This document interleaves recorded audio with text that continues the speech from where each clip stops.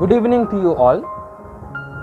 तो आज का ये वीडियो सेशन मैंने इसलिए इस वीडियो सेशन को मैंने इनिशिएट किया ताकि जो हमारा अगला मिशन है, मिशन कोवी हेल्प, उसके बारे में मैं आप सभी को अच्छे से एक्सप्लेन कर पाऊँ, क्योंकि मैं नहीं चाहता हूँ कि कल्पज्योति की किसी भी वॉलेंटियर के मन में इस कोवी हेल्प मिशन को लेके 1% भी डाउट हो। तो हम इस मिशन को स्टार्ट करने वाले हैं। तो इस मिशन को स्टार्ट करने से पहले हम सबके मन में बहुत क्लियर होना चाहिए कि ये मिशन कोवी हेल्प क्या है और इस मिशन कोवी हेल्प के दौरान हम करना क्या चाह रहे हैं, और हम सबको यानी आप सबको, कल्पज्योति परिवार के हर एक सदस्य को मिशन कोवी हेल्प के साथ कैसे जुड़ना है और एक साथ मिलके कैसे मिशन कोवी हेल्प को सक्सेसफुल बनाना है, इसके बारे में आज के इस वीडियो सेशन में मैं क्लियरली डिस्क्राइब करना चाहूँगा।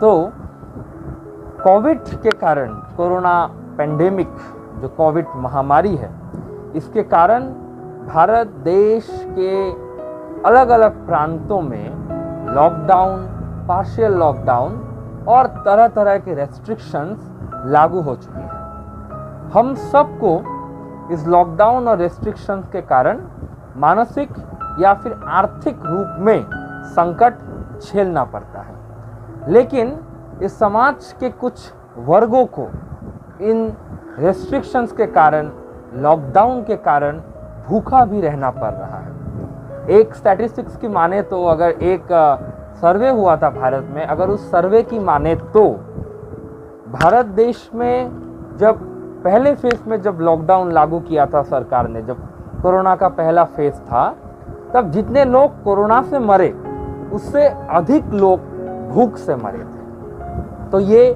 कोरोना का सेकंड फेज है और सबका मानना है कि ये सेकंड फेज पहले फेज से भी काफ़ी ज़्यादा डेंजरस है और वो हमें दिख भी रहा है।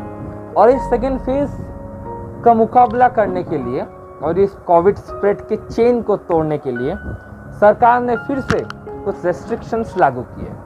कहीं पे कंप्लीट लॉकडाउन है, कहीं पे पार्शियल लॉकडाउन है, कहीं पे तरह तरह के रेस्ट्रिक्शंस हैं। लेकिन हम में से ज़्यादातर लोगों के लिए ये रेस्ट्रिक्शंस चाहे ही दुखदाई हो, लेकिन हम अपने परिवार के साथ हैं, खुश है और हम एक अच्छा टाइम भी स्पेंड कर रहे हैं। लेकिन हमें सोचना होगा उनके बारे में जो इस कोरोना पेंडेमिक के चलते और इन रेस्ट्रिक्शंस के चलते जिन्हें भूखा रहना पड़ रहा है। जैसे हमारे डेली वर्कर्स।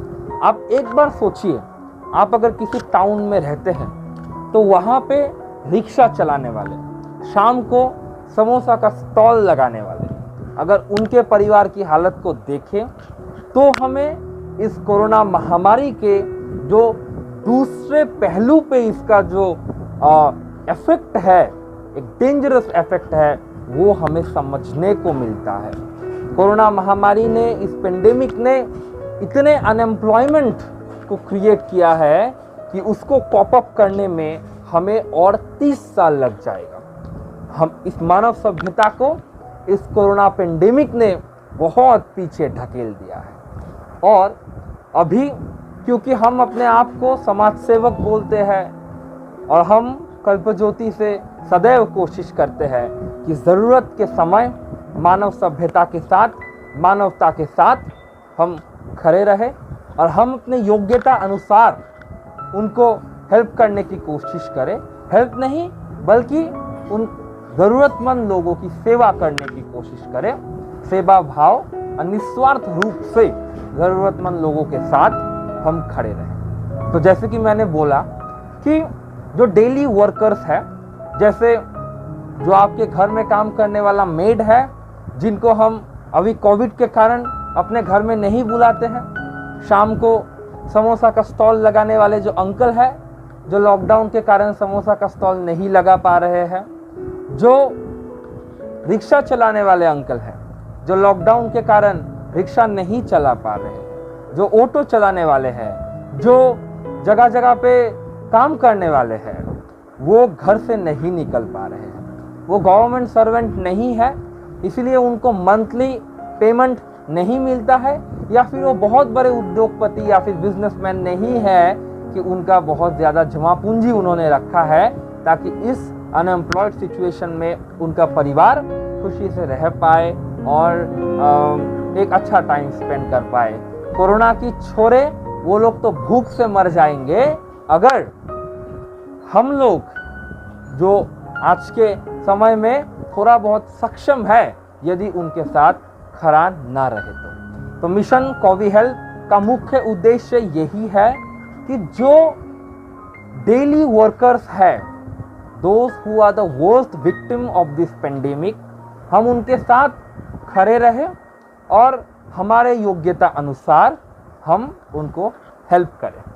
तो इस मिशन कोवी हेल्प का जो उद्देश्य है, इस मिशन कोवी हेल्प का जो एम है उसके बारे में आशा करता हूँ कि आप सब समझ चुके होंगे। अभी मैं मिशन कोवी हेल्प को कैसे एग्जीक्यूट करना है या फिर कल्पज्योति कैसे सोच रहा है कि उन लोगों के साथ खड़े रहना है जो लोग इस कोरोना पेंडेमिक के कारण बहुत ज़्यादा दुखी है और सबसे ज़्यादा असुविधा उन लोगों को फेस करने की ज़रूरत हो, वो लोग फेस कर रहे हैं सबसे ज़्यादा असुविधा। तो क्योंकि ये महामारी है और कल्पज्योति भारत के अलग अलग क्षेत्रों में विद्यमान है, लेकिन ये भी सत्य है कि हर एक ब्रांच इक्वली सक्षम नहीं है।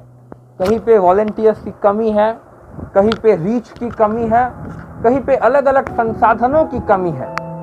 परंतु देखें तो ईश्वर की कृपा से ऐसे भी जगह विद्यमान है जहां कल्पज्योति अत्यंत ही सक्षम है और हम यदि चाहे तो बहुत ही इम्पोर्टेंट भूमिका हम पालन कर सकते हैं इस महामारी में। तो एक एग्जाम्पल के तौर पे, उदाहरण स्वरूप मैं आप सबको एक्सप्लेन करना चाहूँगा कि सोच ले कि हमारे पास 10 ब्रांचेस है और उन 10 ब्रांचेस में से हमने हर ब्रांच के सिटी रिप्रेजेंटेटिव से ये पूछा कि कहाँ पे आप लोग मिशन कोवी हेल्प को एग्जीक्यूट कर पाएंगे, यानी फील्ड वर्क कर पाएंगे।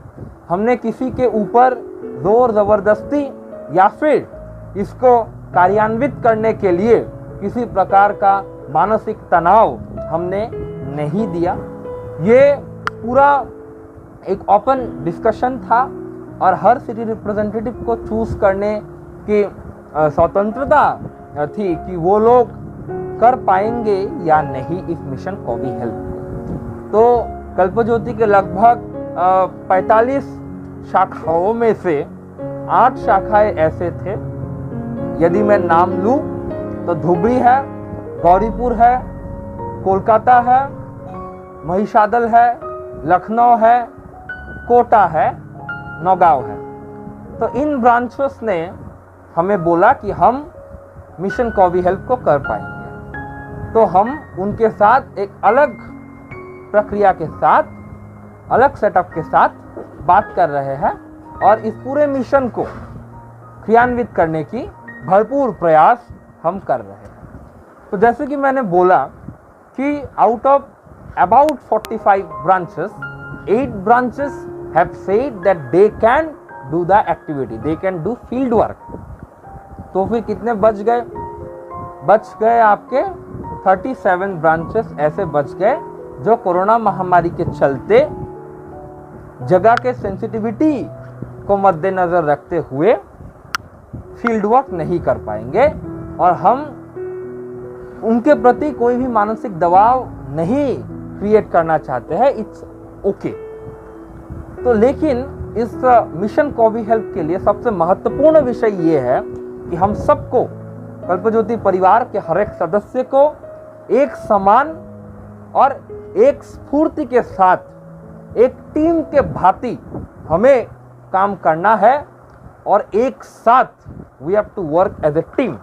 अगर 8 ब्रांचेस में मिशन कोवी हेल्प हो रहा है तो यदि आप उन 8 ब्रांचेस में से बिलोंग नहीं करते हो तो ऐसा कभी ना सोचो कि आप मिशन कौवी हेल्प के पार्ट नहीं हो, आप भी मिशन कौवी हेल्प के उतने ही पार्ट हो जितने वो 8 ब्रांचेस के मेंबर्स पार्ट है। तो आप सबको समझना होगा कि we have to work as a team. Help कहाँ पे किया जा रहा है, हेल्प कौन कर रहा है, ये मुद्दा नहीं है। मुद्दा यही है कि कल्पज्योति हेल्प कर रहा है और ज़रूरतमंद लोगों तक हमारी जो सेवा है वो पहुंच रही है। यही अहम मुद्दा है, ये हम सबको अपने दिमाग में रखना होगा। डोनेशंस की बात करें तो हम सबको एक साथ होके डोनेशंस कलेक्ट करना है, क्योंकि कल्पज्योति एक नॉन गवर्नमेंटल ऑर्गेनाइजेशन से है, हम प्योरली पब्लिक डोनेशंस पे डिपेंड करते हैं। तो हम सबको भरपूर प्रयास करना है कि हम जितना ज़्यादा संभव उतना ज़्यादा डोनेशंस हम इकट्ठा करें। सबको करना है, पूरे 45 के 45 ब्रांचों को ही डोनेशंस इकट्ठा करने हैं।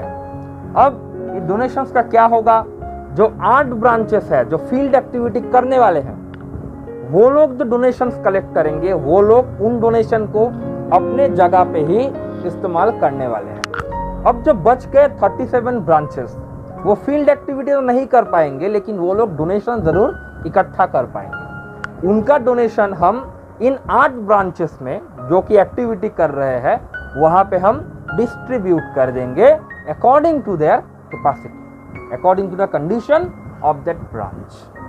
तो हमें एक साथ मिलके इस मिशन कौवी हेल्प को सुपर सक्सेसफुल बनाना है और हमें उस हर एक व्यक्ति के साथ खड़े रहना होगा जो सोच रहा है कि इस कोरोना महामारी के कारण उसका जीवन समाप्त हो जा रहा है। यदि हम इस बुरे दिन में एक आशा की किरण बन पाए तो ये हमारे लिए एक सौभाग्य की बात होगी और ईश्वर को हम धन्यवाद करेंगे कि हमें ये अपॉर्चुनिटी दी गई है कि हम दरिद्र नारायण की सेवा कर पाए। क्योंकि जैसे स्वामी विवेकानंद ने बोला था कि मानव की सेवा ही ईश्वर की सेवा है, और उसी सेवा भाव से कल्पज्योति आज तक काम करता आया है और आशा करता हूँ कि आगे भी आप लोग इसी मानसिकता को कैरी फॉरवर्ड करेंगे। इसी के साथ धन्यवाद।